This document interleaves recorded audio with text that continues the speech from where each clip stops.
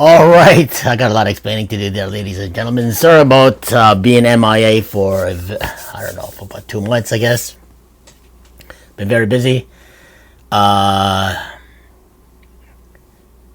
booked for quite a bit of gigs this summer. Boat ride, private parties, and clubs all over the Ontario TO region. So it was very good. It was very exciting. And getting booked again in 2025. So I've been MIA on my podcast, so I'm going to apologize for that. But I'm also going to tell you that I have more to come on the podcast that's coming in right now, which will be on Spotify as well. And I had a little bit of a gout attack. For those who know about gout, man, it's very painful. Look it up. If you have any acidic problems with your gut or any problems with acidic food, like vitamin C, pop, and all that stuff, or beef, it really hits the toe area. So it's very painful. It's like just a slight touch is excruciating pain. It's like hammers and chisels on your foot, on your toe, or whatever in that area region. It's usually based on your toes. It's absolutely painful. But anyway, in that said, let's go on with the show. Now let's talk about a little bit of politics. I try not to talk too much on politics, but what is going on with Ghislaine Maxwell? Will she reveal everything? We don't know. Will she chirp like a bird? When does the bird sing? Blah, blah, blah. All I know is that I'm pretty sure POTUS 45 is going to do a little bit of negotiating, because he's got quite the negotiating skills, and there's going to be one reason why, if she's going to be free, if she's going to divulge a lot of information to POTUS 45 to relay to the audience without getting too deep into things. I'm just giving you just a quiet thing, so I'm going to do a little reaction to Liberal Hive. And I do watch his channel very much, so quite a bit. So there's a lot of information that he does involve about what's going on in the world today. And I'm going to put this segment, not too deep, because I don't want to get flagged and bumped too, but just give you a forefront, because I've missed a lot of days, weeks, and months on my podcast. So this will be on LAEntTVPodcastVlog and on my Spotify, as well as my YouTube channel. I might put it on my my Insta, but we'll see how that goes. But anyway, let's go on with the show and reveal this quite information about what's going on in this world today. I don't have to tell you a lot. Just do your homework, punch in what's going on. So everything that's... You honestly think that POTUS 45, it's just that 1 year... I missed the 1 year anniversary when POTUS 45 got the little shot in the ear. So that shot in the ear pretty much ricocheted all over the world. So that pretty much solidified Trump's victory and win, and what he's going to do in the future about taking down the DS.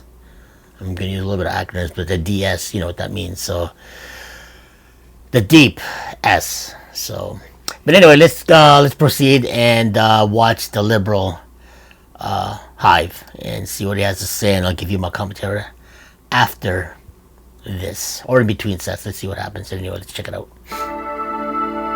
Okay. Hey guys, welcome to the Liberal Hive Mind, a channel solely focused on exposing the abundant hypocrisy of the left. Okay, so breaking news here, as it seems something's possibly happening behind the scenes. The infamous Ghislaine Maxwell, Epstein's right-hand woman, was reportedly just moved to a minimum security prison camp in Texas. And let that sink in for a moment. The woman who was convicted of trafficking underage girls to billionaires and power brokers probably just had one of her demands met, getting taken out of a big-time federal penitentiary in Tallahassee, Florida, and now being moved to a cushy facility in Texas. Well, clearly that's sending a very obvious signal. You know, let's just apply Occam's razor. The simplest explanation is probably the most likely one. Trump's DOJ seems to be caving to some of her demands, hoping that she might be flipping and helping them build a massive frickin' case case here. And if that's the case, well, maybe she's ready to hand over the names, the evidence, and the smoking guns. And I'll tell you, she'd better be bringing the motherload if she expects anything in return. Boy, do we got some stuff to talk about on this one, but this video is actually brought to you guys by a sponsor, so let's first play that clip. This video is brought to you guys by American Heart for Gold. Donald Trump is back in the White House, and America is on track to make the biggest economic revival in history. The economy is likely to surge, investment is pouring in, and confidence is returning. And in times like these, it's important to invest properly, and that, my friends, is what... Okay, let's speed it up for a bit. I'm going to speed it up, American Heart for Gold. Now back to the video. Okay. All right. Can I do this for 30 days? Can I?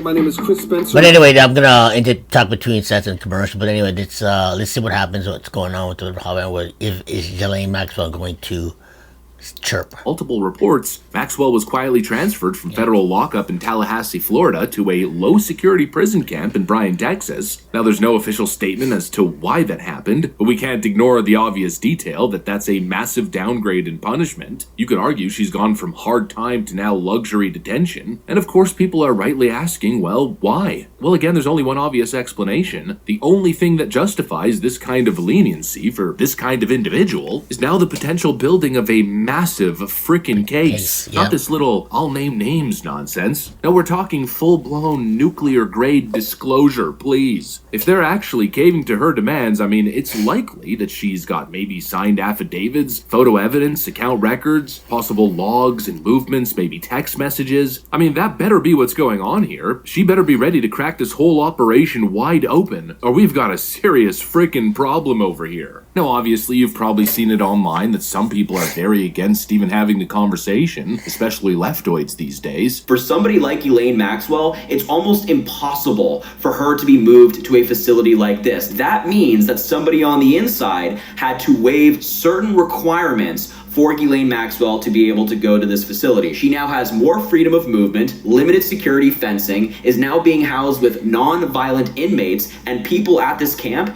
get to go outside from the hours of 6 a.m. to 9 p.m. They also teach yoga classes. So while victims of Epstein are still out there suffering today, Ghislaine Maxwell is now doing yoga at her new facility. This is all part of Donald Trump's plan to eventually either pardon Ghislaine Maxwell or grant clemency to her. Major breaking, Ghislaine Maxwell has been quietly moved from the Florida prison she was serving time in to a prison in Southeast Texas. Her attorney even refused to comment on the reason for the move.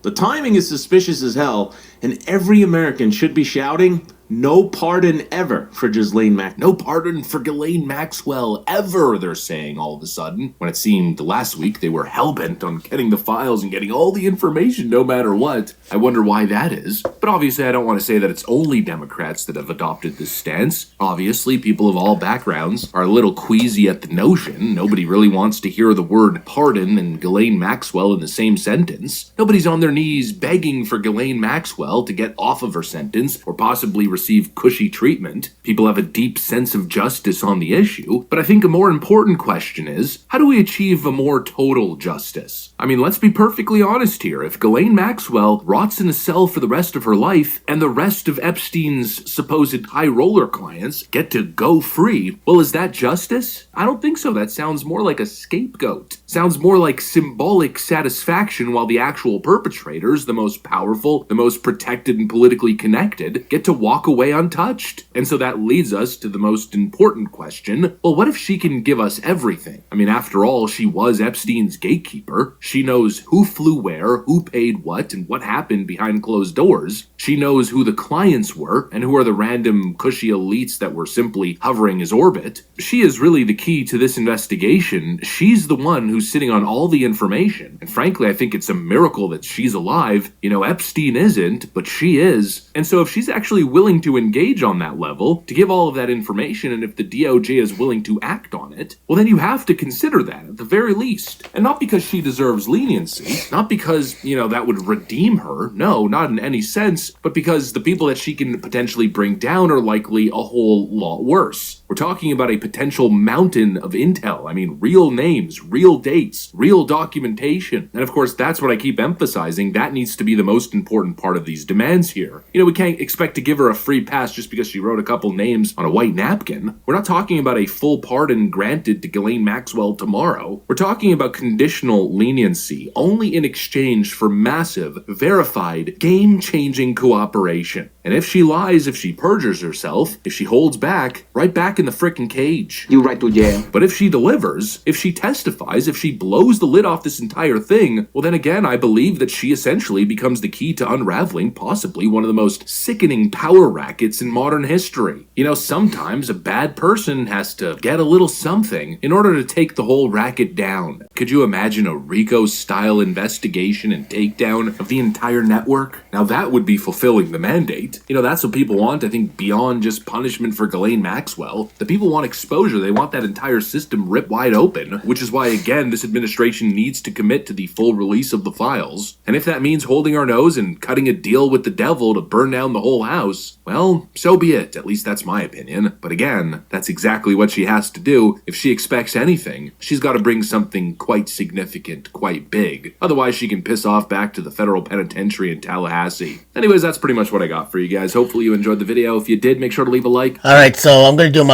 reaction on this video. So let's just put it this way: Trump is not going to, POTUS 45 is not going to let her out without any reason, and he's going to negotiate. The reason why she is going to chirp, and POTUS is probably giving her leniency, maybe less time served, and something of that nature. But when he proceeds on to negotiate whether she's going to be free or not, you don't think she's going to divulge where the bodies are buried? She knows everything. She knows everything to the flight logs, who came in and out of the mansion or Pedo Island. And we know she pretty much knows everything where the black book is and all the names. So I'm pretty sure, I'm even pretty surprised why she's not even they didn't unalive her. You know what I'm saying? So let's just put it that way. But there is going to be a reason why, if it does and not. But if she does, and if she divulges all the information and spills the beans, she'll definitely get time served or maybe let go. And POTUS is a deal maker, and he's not gonna unless she divulges all the information on him. That's pretty much how it works. So, and he's really good at doing that, and pretty good. And let's just see what happens, I guess. So if she does, and if she does anything bad or forgets something, or all the rest of the information, she hides everything, she'll just go back to jail. So she doesn't want to ruin that opportunity. So we'll see what happens, how that is going to lay out. But all I know is that Ghislaine Maxwell is all the cards are on her, is on the table. So let's just see what happens. Let's listen to what some of the people say on the comments. Harry Sissy must be one of the most crime unwatchable silly hacks to ever swallow the internet. Harry Sissy? I have no idea who that is. First, move to lower security. Second, the cameras and security system mysterious malfunctions. Third, should be found in the morning having committed self-unaliving. Yep, that's true. It's a little bit obvious. If she does spill the beans the next following day, she'll unalive herself. Ta-da! So it's too coincidental, and it's too obvious. The pattern is there, and how could you not? So anyway, yeah, it's like one person just says Maxwell did not kill herself. Maxwell did not off herself. Well, we shall see. Nothing holds my breath of any of it. Yep. 1 year reaction to sentence for every high value target she helps but into prison. Democrats are freaking out. They are. and they're losing a lot of control, and they're losing a lot of money that's funneled through their organizations to their dark web and all that stuff. So alternative views, she was just made more vulnerable and easier to get to. I wouldn't be surprised if she is silenced before she gets to talk. That's true, yeah. Is the Trump administration caving, or are they causing maximum panic? Maximum panic. Matt Gaetz says that every time Hillary, Obama, Brennan, and Comey, etc. here leaves in the breeze, a bump in the night, possibly whisper, they are probably scared to death, wondering if it is their turn for a 3 a.m. wake-up call. Yikes. Yepper. So everything is slowly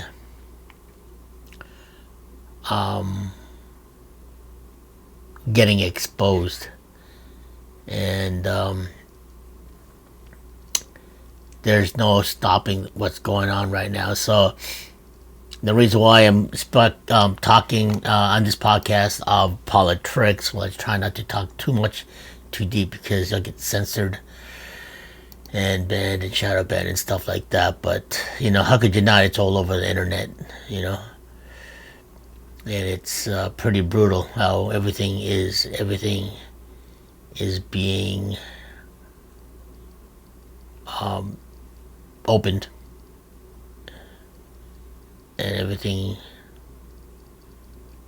is being dropped. And the one comment says, "I want to see arrest before they give her a pardon." Yepper. It may be a minute, seconds, or for her, but max security for people trying to get her. Yep. Yeah, I hope they don't off her now. Yep. How can she be guilty of a crime when there are no perpetrators, and how can they be victims without any victimizers? So, see, all the questions right here are really good. All the answers right here is really good. Yeah. Yeah, there's one thing. Trump isn't stupid. The most Maxwell will get from returning state evidence and communication just for a sentence. Ghislaine says, "I'm not suicidal." Yeah, so that's pretty cruel. So, but anyway, that's right now what's going on with Ghislaine, whatever you want to call it. But it's being slowly but surely, things are being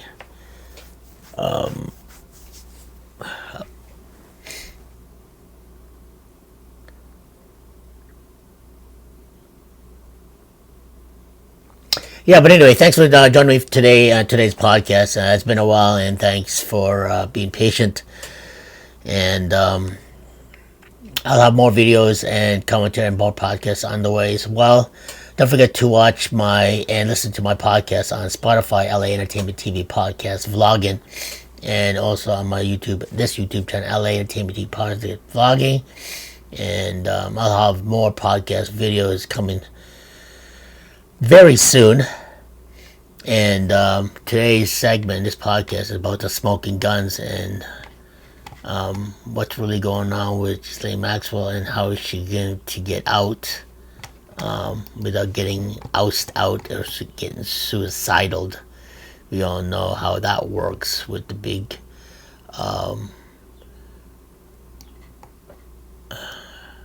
higher ups, you know what I'm saying? And it's no secret, and it's just a matter of time, and people are going to get locked up sooner or later. All I know, it's getting a little bit more frightening because it's getting closer and closer, and evidence are showing that more of the Clintons, the Obamas, are being exposed. And it's so evident. Let's check out the blaze with listen to what he has to say, and we'll go from there. Why don't you own an apartment Okay, building? so I'm serious right now. Let me show you a path that could change your life. all right. John Solomon, welcome to the program, sir. How are you? It is great to be with you, Glenn. Thanks for having me on. You bet. So I want to start with this premise, and I know you're the same way. I really don't care about the politics at this point. Politics will follow later. I want to know the truth. And if I'm reading the Washington Post or New York Times, they're saying, this is not news. These are all fake. These were all Russian tools, put out to discredit Hillary Clinton. And so we shouldn't pay any attention. Tell me what was released. Okay, I'm going to pause it right there. See, the problem with Portis 45, Trump, when he said she'd be locked up, he should have locked her up, but he got too soft. But his mind was focused on fixing America, and gave her leniency after that, when in the back of her mind, evil people are always going to do evil things, and they will know nothing but evil. And because Trump does have a heart, he did give her a second chance, like most of the people that he deals with, especially how deep and dark this goes when it comes to politics. Now that he's been president for the past 4 years, and 2020 is pretty much stolen, and now back to 2024,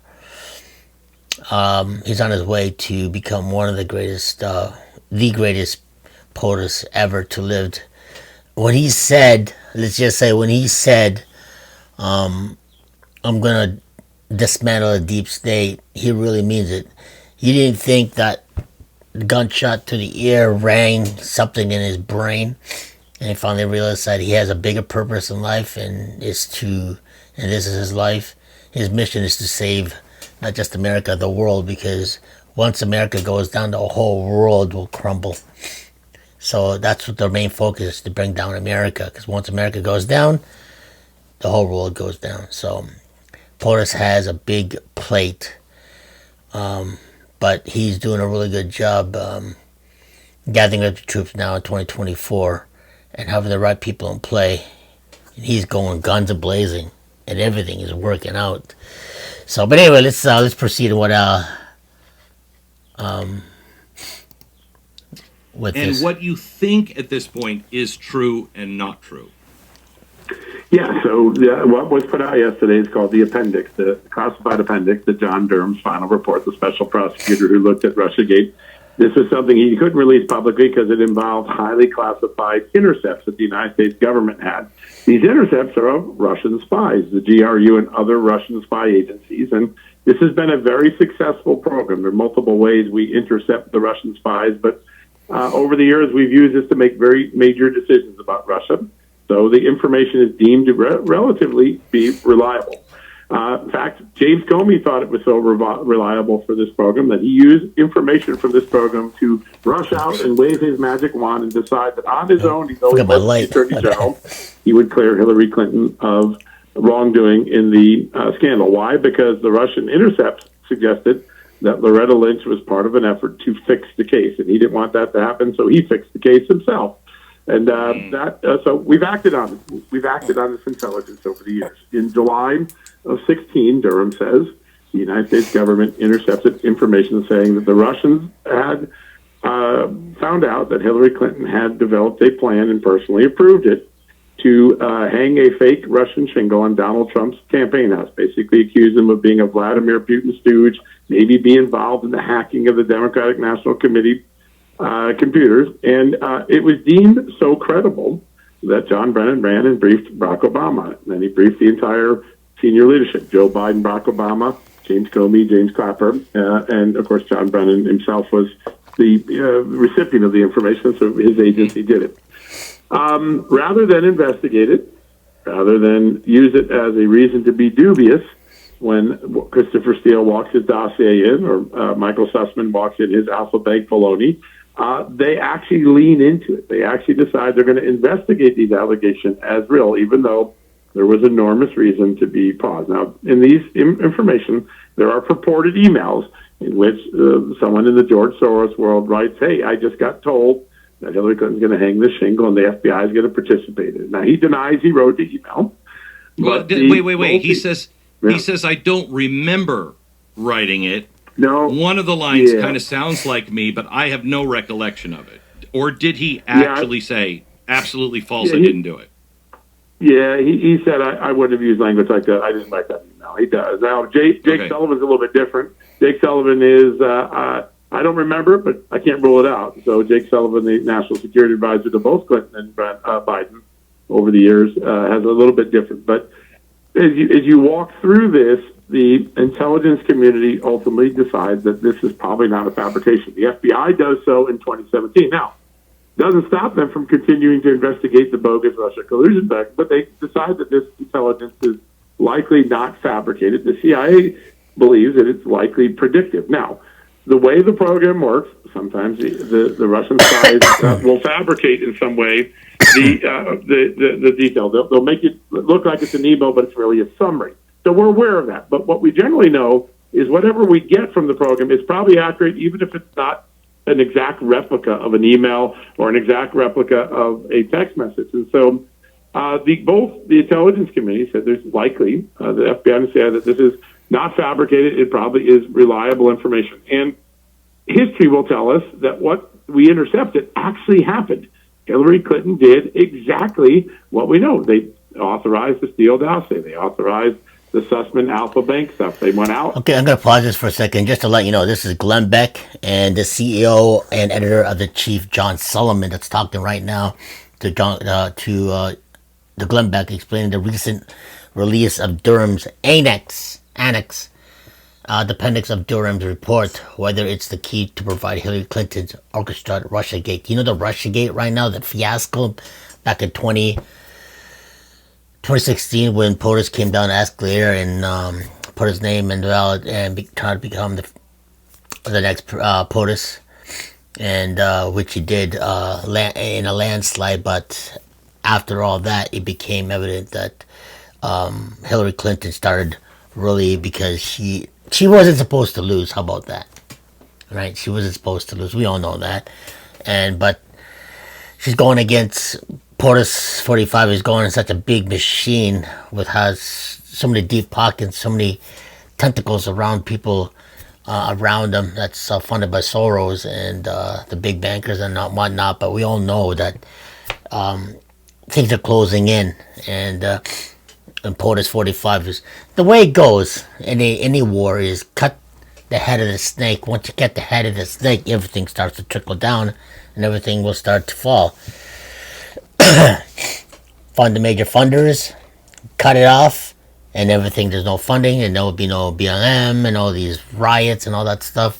And that's how it works. So I guess they are doing that, and POTUS 45 are doing that. And we'll just see what happens in the next couple of weeks to month of the year. How POTUS 45 and 47 is going to divulge his information. Who's going to be the first one to get ding, ding, ding, ding, ding, ding? And we all know we got Clapper, Brennan, and the big tall guy, Giraffe, what's his name?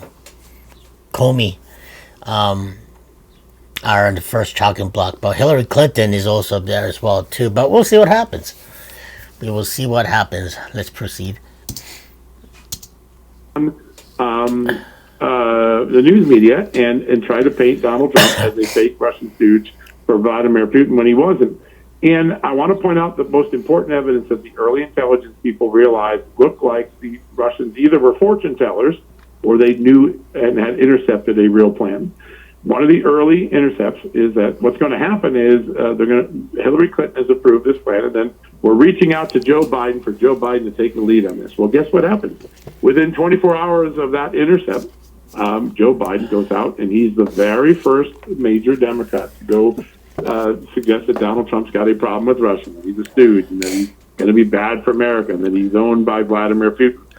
How would the Russians know that? How would they guess that and just know that that would happen? How would they know that, the FBI was going to open up a case in a few days? So when the intelligence community looked back at this, the actual events of what played out with Hillary Clinton looks like exactly what the Russians knew in advance, and that's why they gave great credence to the idea that whether a specific email is accurate or not, the general information the Russians had intercepted likely occurred.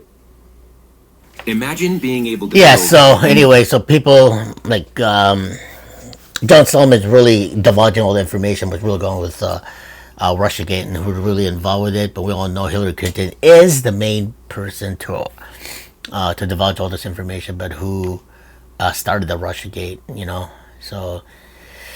Yeah, cat's in the bag. We'll see what happens, but then why it's did coming Durham out. It's coming bury this stuff?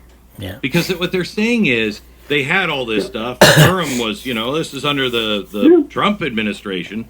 Why didn't this come out if it was so real? This is they're just doing a hatchet job on Hillary and Obama. I mean, the New York Times said the reason why this is out is because he's trying to avoid his name being in the Epstein files or whatever. That's right. So why didn't we come out with this? Why are we just hearing about it now? Well, in fairness, there were parts of you had to work hard because John Durham's team was not a good writing team. But the original report in the unclassified version had a lot of this. I wrote about it a couple of years ago, and I spent the last 2 years trying to get this declassified. And when I brought President Trump on my show a couple of weeks ago, I asked him, he said, I'll do it. And 2 weeks later, he gave it to Chuck Grassley. So he did what we asked him to do. I have been advocating for the release of the classified version for 2 years. You could tell there was something very important. John Durham generally talks about the Clinton Plan Initiative. Most reporters didn't see it as significant. I did. And I think now we see why it's significant, which is the FBI had a very good reason not to investigate Steele's dossier based on this intercept. It had a very good reason not to go to the FISA court and seek fake surveillance warrants. It had a very good reason not to bring the United States through the trauma of what we call Russiagate, but they chose not to do it. And it's the same FBI that a few months earlier had used the same Russian intelligence intercept program to take concrete actions in the Hillary Clinton case. So when it's beneficial to a Democrat, they treat the Russian intelligence as real, and when it's detrimental to a Democrat, they try to dismiss it as Russian disinformation. I'll just say this. History shows in the last few years when the New York Times tells you that something is true or not true on Russia, they've been generally wrong a lot. And when Democrats call something Russian disinformation like the Hunter Biden laptop, we should all be a little dubious. That is going on right now. That machinery of the New York Times and the Democrats are back to the Hunter Biden language. We should be dubious. We should get to the facts. One of the things in the New York Times story this morning completely omitted. In the Durham report, it says that the FBI concluded that these were likely not fabrications. You think the New York Times would put that in their story, but I couldn't find it in there. No, it's not. It's not. John, give me the best argument on their side that should cause you to pause and go, well, maybe this isn't right. Can you find what is the best? Go ahead. Yeah, John Durham never found an email, though he had access to subpoenas. I don't think he never found an email that matches the one that is attributed to the Soros Foundation. He did find others, and he found language in other emails that were sent that are identical, but just not from this guy. Now, that is something that happens a lot with the Russians. They know that we're spying on them, so sometimes they mix things up. They intentionally say this came from Joe when it came from John, so that if we do intercept it, we think it's misinformation, but in fact they haven't. So John Durham ultimately concludes that these were probably compilations of real intelligence. By the way, that's a very important thing. John Durham says, all right, it doesn't matter if the emails are exactly from who they say they are. The intelligence in them is likely to have been true. So this is another reason why I felt that these were credible when before I even read any of it. I started reading some of the summaries of them and commentaries about them, and the left was immediately saying it's old, it doesn't matter, it was 10 years ago. And I thought, wow, right. Russian disinformation and it doesn't matter anyway. That's usually the sign that it's we've heard really that dangerous. Song. It's going to be a country song someday. Right. Yeah. What makes this different than all of the other stuff that doesn't go anywhere? Well, listen, it may not be different, and that will be the legacy of this era, that we unraveled one of the worst political scandals in history, and we really couldn't hold anyone accountable. Why do you say There this? is a Wait. Why do you say this is one of the worst political scandals in American history? That's quite a statement. It is, because in no other time in history have we found a U.S. intelligence and FBI apparatus used to carry out a political dirty trick. Listen, they knew the Steele dossier was fake. They just said it. They continued to use it to spy and mislead the FISA court. They knew that the career officials of the intelligence community didn't think Vladimir Putin was trying to help Donald Trump win the election, and they overruled them and rewrote the report. Those are incredible abuses. These are the most powerful tools we give the U.S. intelligence community and the FBI. They're supposed to only be used to go after our enemies, terrorists, intelligence threats to America.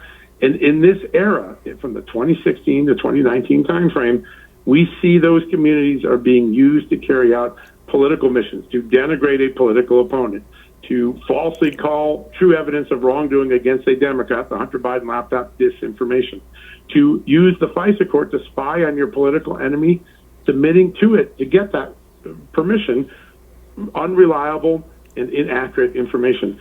That is one of the greatest abuses. In past times, we've had a lot of abuses in intelligence communities, things like we tortured people, and we did things.